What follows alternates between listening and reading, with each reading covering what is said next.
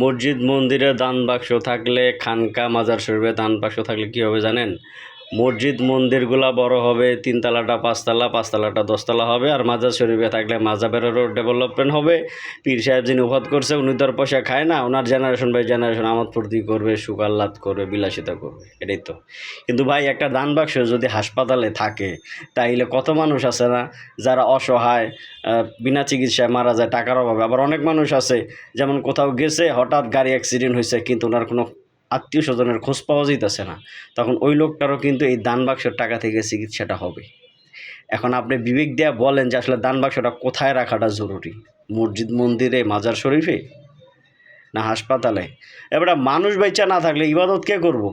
মসজিদ মন্দিরে খালি করে থাকবো কি না ভুল গেলাম? আর মাজার শরীফে মানুষ যদি বেচা না থাকে, মাজারে কে যাইব? তা দান বাক্স কই দিব?